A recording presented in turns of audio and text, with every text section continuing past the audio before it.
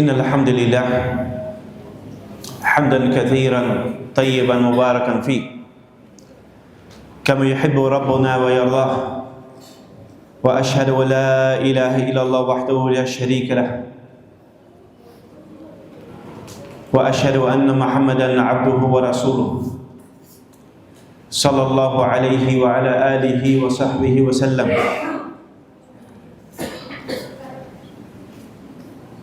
Ya wal ikhwah, kita pada pagi ini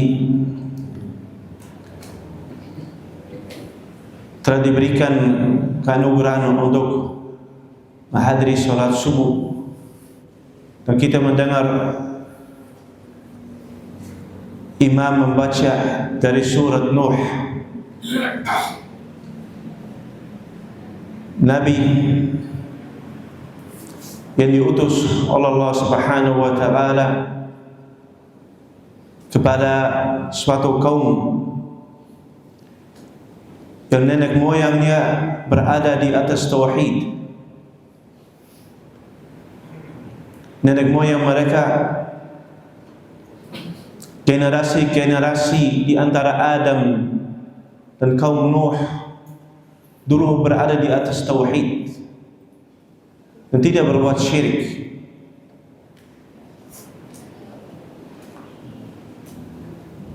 Mereka mengesahkan Allah Subhanahu wa taala dalam ibadah dan tidak berdoa kepada selain Allah. Kemudian terjadi kesyirikan di zaman Nabi Nuh, seperti yang diriwayatkan oleh Ibn Abbas, anna nas kanu ala tauhid. 10 generasi antara kaum Nuh dan Adam semuanya berada di atas tauhid. Kemudian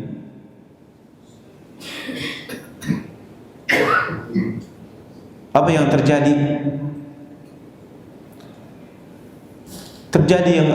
Terjadi yang ditakdirkan Allah Subhanahu wa taala. Karena Allah ingin menguji manusia, lihat siapa ahli tauhid dan siapa ahli syirik. Siapa yang berhak untuk masuk surganya dan siapa masuk api neraka.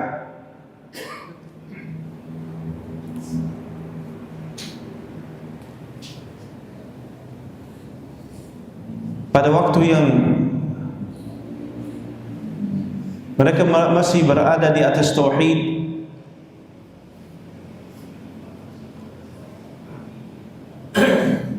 sebagian dari orang soleh di antara mereka meninggal dunia dalam waktu yang singkat.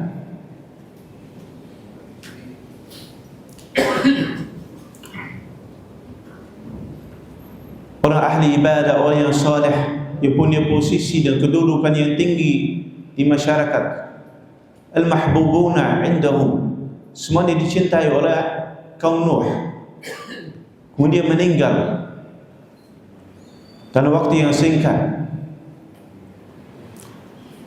Meninggal yang pertama, kemudian yang kedua, kemudian yang ketiga, kemudian yang keempat.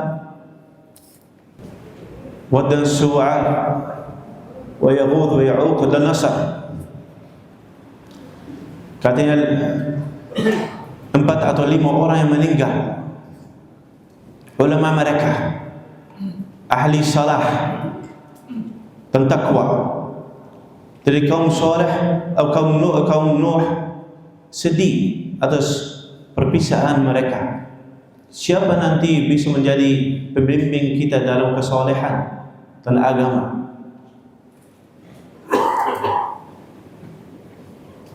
Mereka suka datang kepada tempat ibadah orang itu untuk mengingat atau sebagai peringatan atau ziarah yang membuat mereka lebih rajin dan semangat beribadah, seperti kaum solehin itu dulu beribadah, datang, kemudian datang lagi, berdiam di situ, bersedih di situ, ingat lagi, tambah semangat ibadah. Tapi dengan waktunya,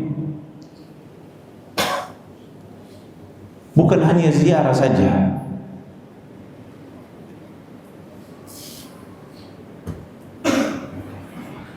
datang kepada generasi yang berikut atau yang setelahnya, datang iblis, syaitan,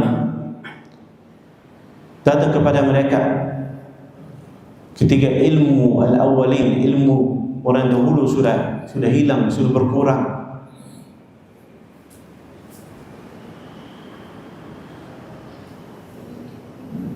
Berkata iblis kepada mereka, dulu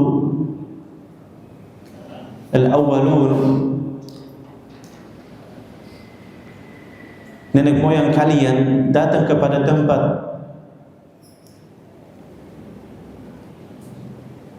wad dan su'ad dan ya'ud wa ya'uq dan nasab untuk berdoa minta turun hujan,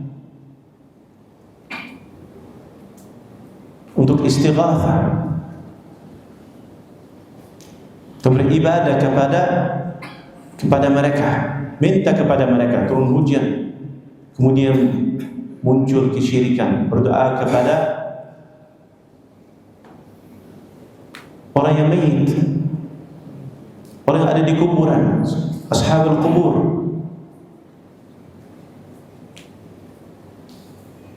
Dengan alasan apa? Orang ini orang saleh, diampuni dosa oleh Allah Subhanahu wa taala. Ini menjadi wasilah di antara kita dan Allah. Mudah-mudahan doa kita dikabulkan. Itu alasannya dulu.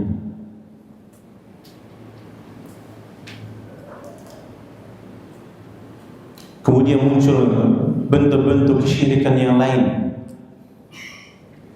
Ini awal syirik waqa'a fil ardi. Syirik yang pertama yang terjadi di bumi itu syirik fi qaum Nuh.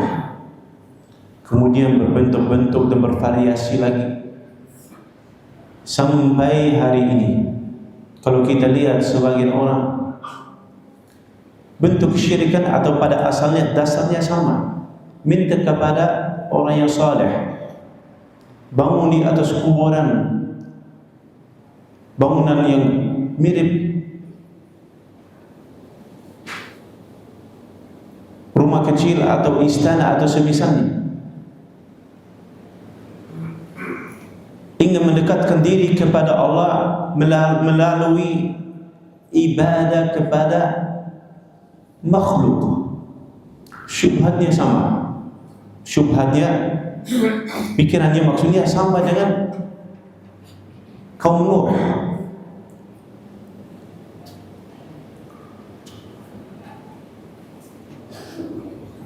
Logika mereka, kita sebagai orang yang kurang saleh, orang yang berbuat dosa, tidak pantas untuk dikabulkan doa. Jadi kita butuh wasilah, harus ada wasilah untuk mendekatkan diri agar doa kami dikabulkan.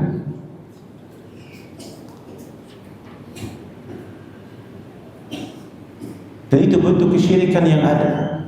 Jadi kalau seorang tadabbur seperti tadi dalam salat, memahami artinya surat Nuh dan surat-surat yang lain, dia akan dapat bahwasanya Al-Quran sangat jelas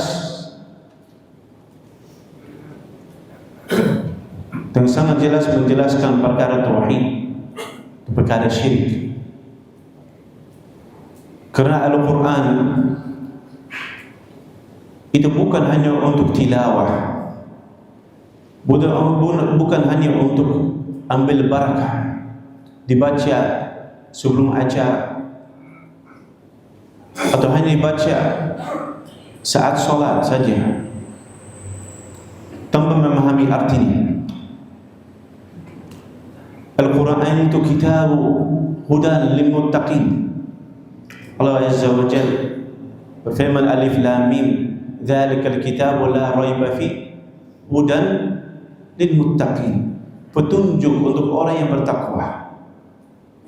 Jadi orang yang bertakwa ingin ambil petunjuk dari Al-Quran, memahami Quran, menjadi Quran sebagai petunjuk di dalam hidupnya. Wa fihi tibyanu likulli syai'. Al-Quran menjelaskan kulli syai', segala urusan yang semua manusia butuh dari sisi agama, bahkan dari sisi dunia, dasarnya ada.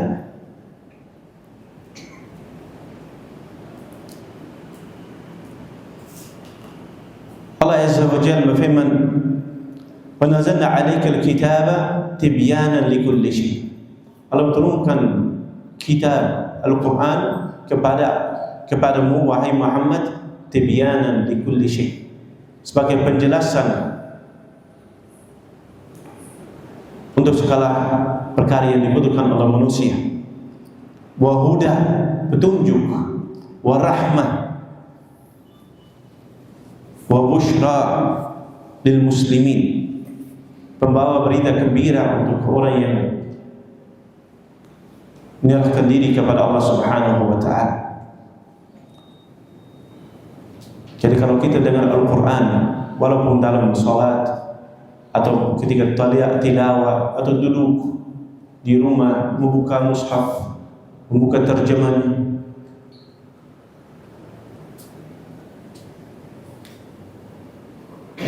sebenarnya kita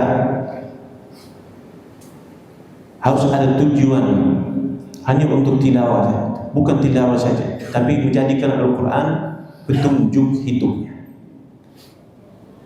Karena sebagian orang menjadikan Al-Quran mahjurah,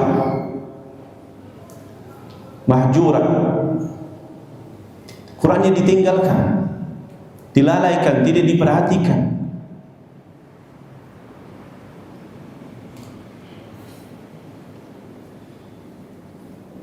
Al-Quran ada di mushaf di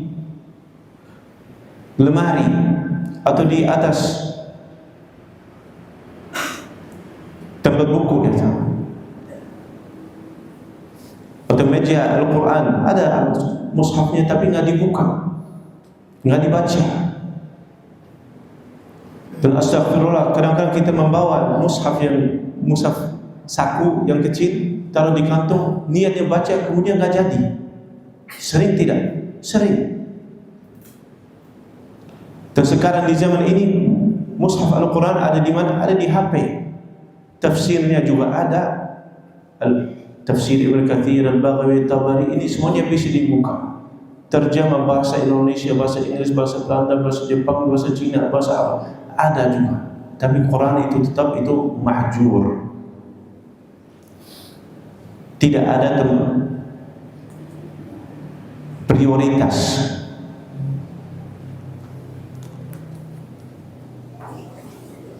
Rasulullah sallallahu alaihi wasallam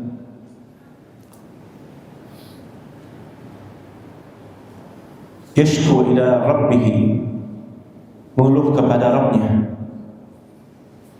bahwasanya kaum Quraisy tidak memperhatikan Al-Quran ini, melalaikan Al-Quran, tidak ingin, bukan hanya tidak ingin dengar Al-Quran, juga tidak ingin memahami Al-Quran. Sebagian dari kafir Quraisy ketika Rasulullah SAW membaca Al-Quran kepada mereka seperti kaum Nuh, ja'alu asabi'ahum fi adhanihim, jarinya dimasuk kepada telinganya, tidak mau dengar. Sebagian dari mereka pergi, tidak mau dengar. Ketika mau dinasihati, mungkin bilang, so tahu, so alim ini, kok diceramain lagi. Mirip dengan orang zaman ini juga. Atau mungkin kita sendiri juga kadang-kadang seperti itu. Astagfirullah. Rasulullah SAW mengeluh kepada Rabbnya. Qala Allah Azza wa Jalla, qala Rasulullah, ya Rabbi, inna qaumi ittakhadhu hadzal Qur'ana mahjura. Wahai Rabbku, kaumku menjadikan Al-Quran ini mahjura, ditinggalkan, tidak diperhatikan. Dan ada perkataan seorang ulama namanya Ibnu Qayyim al-Jauziyah rahimahullah. Beliau menyebutkan macam-macam hijr al-Quran.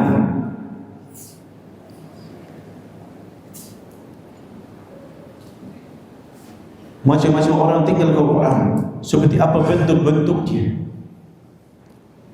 Kata beliau, hajar as-sama' wal iman bih.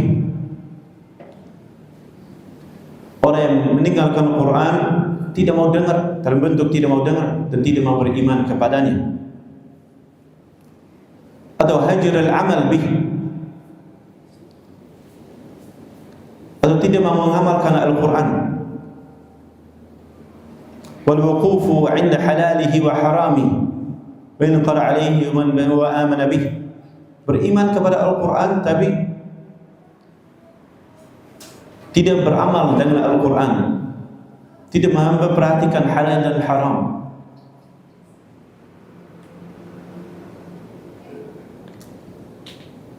Di antara bentuk hajar Al-Quran tahkimuhu wa tahkam ilaih, yani hajar tahkimuhu wal hukm ilaih, tidak berhukum dengan Al-Quran, dia kembali kepada Al-Quran ketika ada perselisihan atau sebagai bentuk dasar peraturan hidup.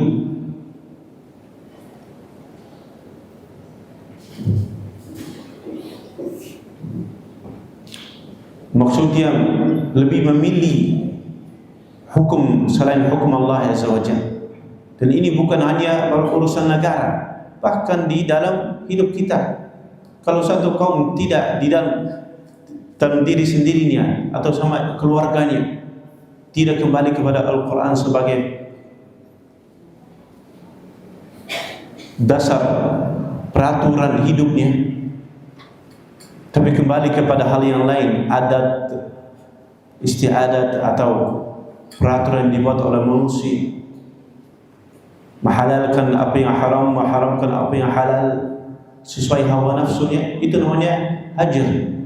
Meninggalkan, kembali kepada Al-Quran sebagai hukum. Fi usuluddin wa furu'i, di dalam usuluddin dan cabang-cabangnya. Di antara hajar Al-Quran, hajar tadabburi wa tafakkuri. Orang tidak tadabbur, tidak tafakkur, ada mikir Al-Quran, dibaca hanya dengan lisan dan hatinya tidak ikut.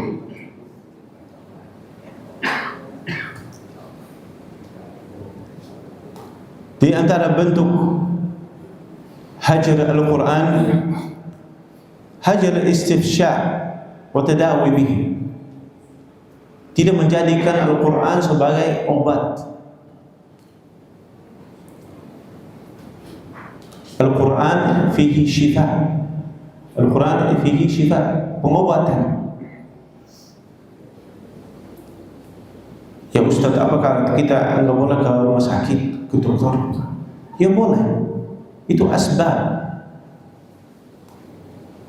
Tapi jangan meninggalkan Al-Quran sebagai obat.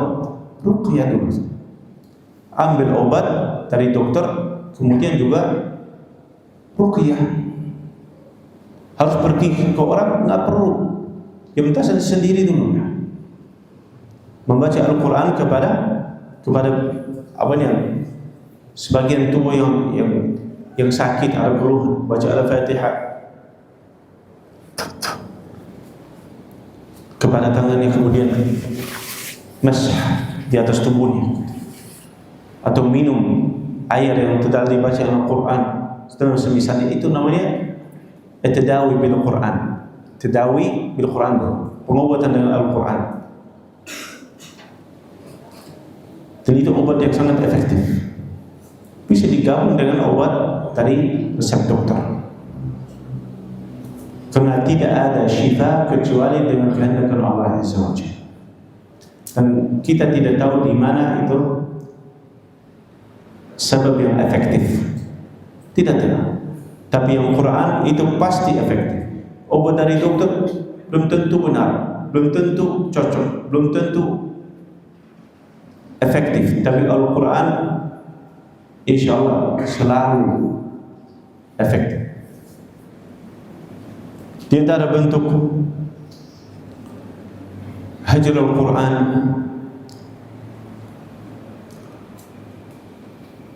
bukan dari perkataan Ibnu Qayyim,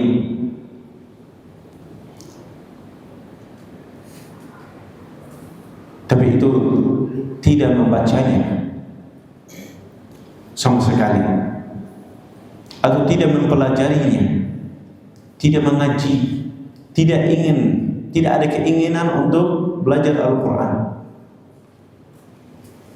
Allah musta'an. Sebagai kaum muslimin tidak ada keinginan.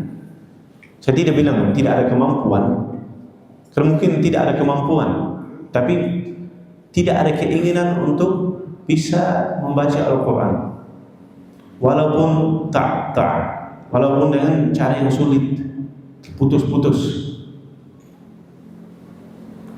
Dan alhamdulillah di setiap masjid, hampir setiap masjid ada halaqah tahfidz Quran, bukan hanya TPA untuk anak-anak, tapi juga untuk orang dewasa. Jadi kalau rasa masih butuh atau masih ada kesempatan, walaupun umurnya sudah tua, masih ada kesempatan untuk belajar ngaji sama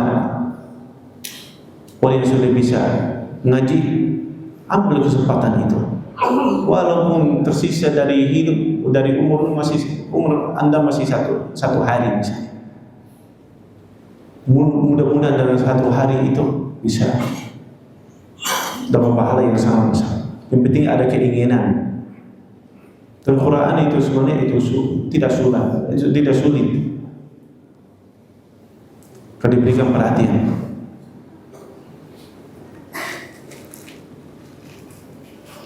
Dan itu mas'uliyah, tanggung jawabnya para imam, ketika masjid, para ustaz, para ikhwah yang sudah bisa ngaji, untuk ajak yang lain, mengajar mereka. Bukan hanya TPA untuk anak-anak, tapi yang lain juga. Orang mu'allaf, orang dulu tidak ada kesempatan untuk belajar, orang yang sudah lupa, sediakan aja atau ajak mengaji. Dan jangan bilang aku terlalu sibuk untuk hal itu, karena pahalanya sangat besar. Setiap huruf yang dibaca oleh murid Anda itu pahala luar biasa. Jadi wajib kita juga mengajar Al-Quran. Saling ta'awun mengajar Al-Quran kepada manusia. Tapi jangan lupa Al-Quran kitab petunjuk dan taufik dari Allah Subhanahu wa ta'ala, masdar, sumber agama yang terutama. Dan di dalamnya seperti yang kita tadi, Al-Quran seluruhnya tentang tauhid. Kullu ma fil Quran yadullu ala tauhid. Al-Quran tema yang utama tauhid.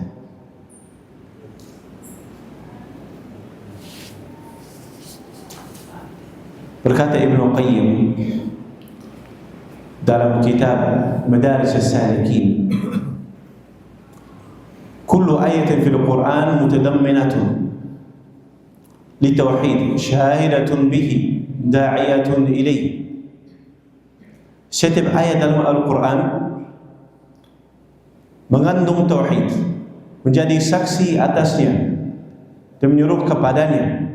Setiap ayat seperti surat yang tadi dibaca tadi subuh, baca Al-Fatihah, kemudian surat Nuh.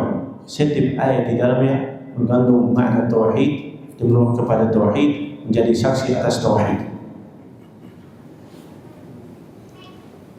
Sebab Al-Quran itu seluruhnya berkisar pada tauhid. Al-Quran kulluhu fi tauhid. Kenapa? Karena Al-Quran itu imma khabar anillahi wa asma'ihi wa sifatihi wa af'alihi. Fahuwa tauhid al-ilmi al-ma'rifi atau al-ilmi al-khabari.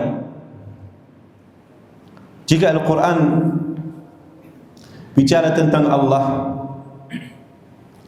nama-namanya, sifat-sifatnya, perbuatan-buatannya, maka itulah tauhid al-ilmi al-khabari, tauhid ilmu dan khabar atau ma'rifah. Jadi ketika kita membaca tentang nama-nama Allah Al-Ghafurur Rahim,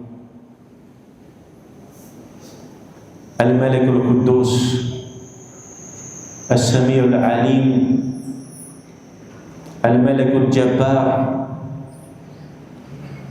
Al-Hakim, Al-Aziz, Al-Azim, Rabbul Alamin, dan seterusnya, itu mengandung nama-nama Allah dan sifat-sifatnya. Jadi Al-Quran memberitahukan kita tentang siapa Allah dan bagaimana sifatnya. Bukan maksud bagaimana secara hakiki, tapi apa sifatnya.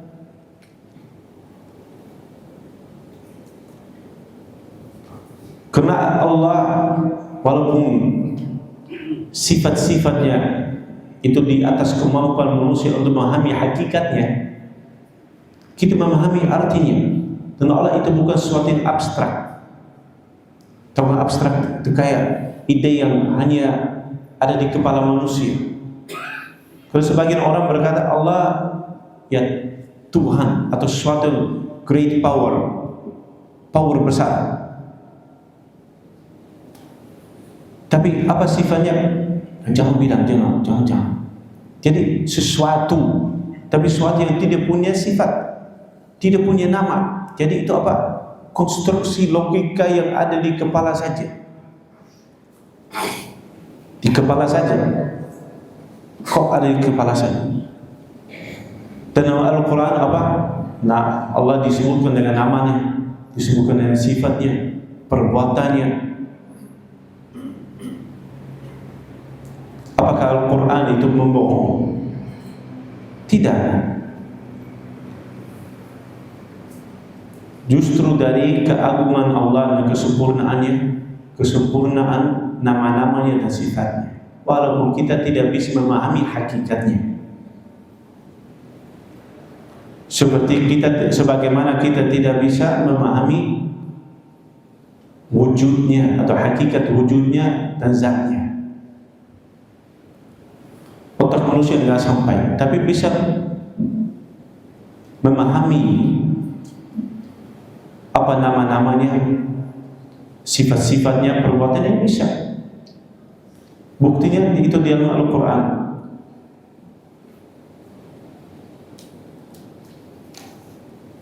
Namanya itu tauhid, tauhid al-ma'rifah, tauhid ilmu, mengenal Allah Subhanahu wa ta'ala dengan nama-namanya dan sifat-sifatnya dan perbuatan-perbuatannya. Kemudian berkata beliau, wa imma da'wa ila ibadati wahdahu la syarika lah wa khalaqa kulla ma yu'badu min dunihi fa huwa tauhid al-iradi al-talabi. Jika Al-Quran mengajak untuk beribadah hanya kepada Allah semata tanpa sekutu baginya, serta meninggalkan segala sesuatu yang disembah selain Allah, maka itulah namanya tauhid al-iradah. Tauhid al-iradi wa talabi. Tauhid yang merupakan permohonan, keinginan dan tujuan. Maksudnya tauhid al-ibadah. Jadi apa yang diminta dari kita ada permohonan dari Allah Subhanahu wa taala. Berkata para ulama, tauhid rububiyah yadullu ala tauhid al-ibadah. Tauhid rububiyah maksudnya seorang mengenal Allah dan namanya, sifatnya, perbuatannya, tahu tidak ada yang serupanya, hanya ada satu pencipta, yaitu Allah. Itu membawa seorang untuk apa? Beribadah kepadanya. Kalau Allah itu pencipta al-alamin dan tidak ada pencipta selain Allah, dan nama-namanya dan sifat-sifatnya semuanya sempurna,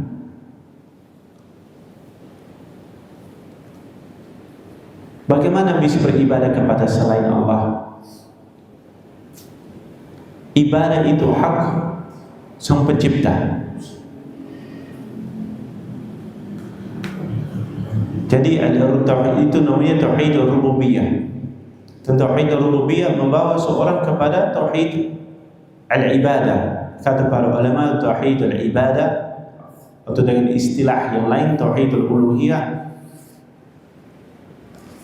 yatadamman tauhid ar-rububiyah, sudah mengandung tauhid rububiyah. Jadi ketika seorang beribadah kepada Allah, dia sudah meyakini bahwasanya tidak ada pencipta, tidak ada Rabb selain Allah, tidak ada yang punya sifat-sifat rububiyah selain Allah.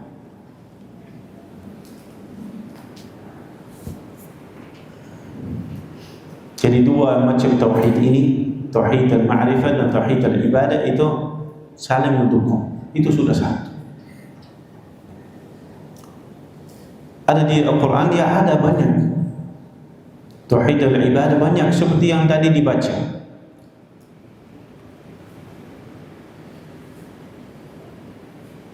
Nuh mengajak kaumnya untuk apa? Beribadah kepada Allah, bertakwa kepada Allah, kembali kepada Allah, dan meninggalkan berhala dan patung dan orang yang disembah selain Allah. Itu bukan berita hanya saja. Ini tujuannya apa? Ngajak untuk beribadah kepada Allah semata. Wahdahu la syarika lah. Dan hampir setiap surat Al-Quran ada seperti itu. Kemudian beliau berkata, wa imma amr bin nahi wal ilzam bi ta'ati fi nahi wa amri wa huwa min huquq atau fa hiya huquq tauhid wa mukammalat. Di antara ayat-ayat Al-Quran yang bicara tentang atau yang berisi perintah dan larangan serta kewajiban menaati Allah dalam segala perintah dan larangannya, itu termasuk hak-hak tauhid. Jadi ketika Al-Quran bicara tentang larangan dan perintahan untuk sholat, perintahan untuk bayar zakat, perintah untuk berbaik kepada orang lain, untuk perhatikan, untuk berbakti kepada orang tua, itu namanya apa? Ini hak-hak tauhid dan penyempurnaan tauhid dengan amalannya, taat kepada Allah Subhanahu wa taala. Itu sebenarnya sebentuk tauhid. Meninggalkan hal yang haram, la taqrabu zina, jangan mendekatkan kepada zina. La tusyriku bi syai'in wa la taqul 'ala Allahi illa al-haq. Banyak larangan dalam Al-Quran, tujuannya apa? Taat kepada Allah. Taat kepada Allah artinya mengesahkan Allah Azza wa Jalla, beribadah kepada Allah. Karena ketika seorang taat kepada Allah, ya ikhwan, melakukan apa yang diperintahkan dan meninggalkan apa yang dia dilarang, dia sebenarnya beribadah kepada Allah, tentang pahala. Beribadah kepada Allah maksudnya mentauhidkan Allah Azza wa Jalla. Di antara ayat-ayat Al-Quran ada yang mengabarkan, kata beliau, ima khabar an karamati Allah li ahli tauhid wa ta'ati wa ma fa'ala bihi fi dunya ma yukrimuhum bihi fil akhirah fa huwa jazaa'u tauhid. Ayat-ayat Al-Quran yang mengabarkan tentang kemuliaan yang Allah berikan kepada orang-orang yang bertauhid dan taat kepadanya, dan tentang orang yang dikaruniakan kepada mereka di dunia dan apa yang mereka dan siapkan bagi mereka di akhirat, yaitu namanya balasan atas tauhid atau balasan tauhid. Ketika orang, ada kaum yang saleh, yang taat kepada Allah, mereka dapat balasan, pahala dari Allah. Balasan atas apa? Atas tauhid mereka. Ketika mereka taleh, melanggar syariat Allah dan berdosa dan maksiat, mereka juga dapat balasan yang buruk, karena mereka meninggalkan sebagian dari tauhid atau penyempurnaan tauhid dan keluar dari tuntunan tauhid. Kata beliau, wa imma khabar an ahli syirk wa ma fa'ala bihim fid dunya nakal wa ma yuhallu bihim fil 'uqba min al-'adab fa huwa khabar 'an man kharaja an hukm tauhid. Orang yang berbuat syirik, berbuat maksiat, diberikan hukuman dari Allah Azza wa Jalla di dunia dan akhirat. Itu namanya balasan dari Allah untuk orang yang keluar dari tuntunan tauhid. Jadi Al-Quran, kata beliau, fal-Quran kulluhu fi tauhid. Al-Quran kulluhu fi tauhid wa huquqihi wa jazaihi wa fi syirk wa ahlihi wa jazaihi.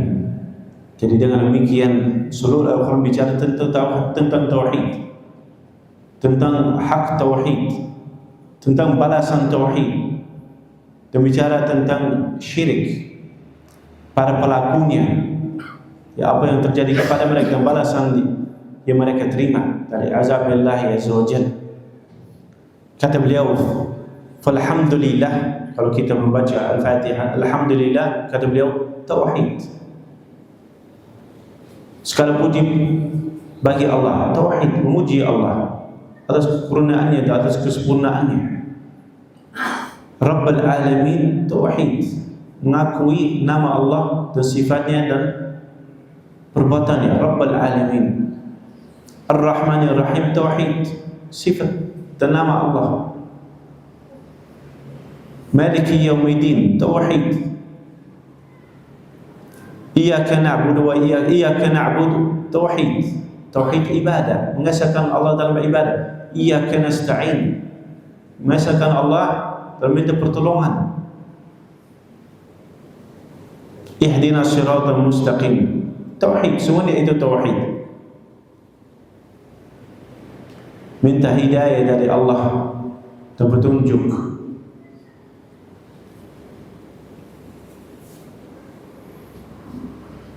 Minta Allah menjadikan seorang orang yang bertauhid, orang muwahhid, berjalan di atas jalan tauhid, siratal mustaqim, jalan yang lurus. Ghairi maghdubi alaihim waladhdallin, aidan tauhid, juga tauhid. Itu balasan bagi orang yang langgar tauhid, keluar dari tuntunan tauhid. Jadi tauhid itu ada di dalam Al-Quran seluruhnya, dan Al-Quran menjadi saksi atas tauhid.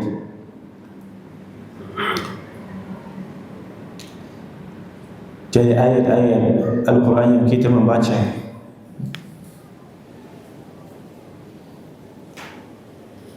dari mushaf dari awal surat Al-Fatih sampai akhir surat An-Nas, itu semuanya tujuannya tauhid. Intinya apa? Mempelajari tauhid. Tapi sedikit yang sadar, sedikit yang tadabbur, sedikit yang tafakkur, dan sedikit yang tafaqquh dalam agama ini. Semoga Allah Subhanahu wa taala menjadikan kita ahli Al-Qur'an wa khassatihi, dan ahli tauhid wa khassatihi. Dan ampuni dosa kita, dan berikan hidayah kepada kita semua, dan keluarga kita dan anak-anak kita, dan orang yang kita mencintai dan menyayangi. Semoga Allah Subhanahu wa taala menjauhi dari kita perkara syirik dan dosa dan maksiat. Semoga kita selamat dari fitnah zahir wa batin. ربنا هب لنا من أزواجنا وذرياتنا قرة أعين واجعلنا للمتقين إماما يا مقلب القلوب ثبت قلوبنا على دينك يا مصرف القلوب ثبت قلوبنا على طاعتك ربنا اغفر لنا ذنوبنا وكفر عنا سيئاتنا وتوفنا مع الأبرار اللهم اجعلنا من أهل التوحيد ولا تجعلنا من أهل الشرك وابعد عنا الشرك وأهله ومكرهم اللهم نسألك الجنة الفردوس الأعلى memohon kepada Allah, ya Allah, keadaan kepada Engkau ya Allah, Jannatul Firdausil A'la. Rabbana atina fid dunya hasanah wa fil akhirati hasanah wa qina adzaban nar. Rabbana aminna fi awtanina wa aslih a'immatana wa walata umurina waj'al lahum hudatan muhtadin ghairu mudillin wala mudillin. Semoga Allah berikan petunjuk kepada kita, kepada pemimpin-pemimpin kita, memberkahi negara ini. Innaka waliyyu dzalika wa qadir 'alaih. Ya Hayyu ya Qayyum birahmatika nastaghith. Allahumma nas'aluka al-huda wat tuqa wal 'afafa wal ghina. Hadza wallahu a'lam wa sallallahu wasallam ala nabiyyina Muhammad wa ala alihi wa ashabihi ajma'in. Jazakumullahu khairan wa baraka fikum. Subhanaka Allahumma wa bihamdik asyhadu an la ilaha illa anta astaghfiruka wa atubu ilaik. Barakallahu fikum. Wassalamu alaikum warahmatullahi wabarakatuh.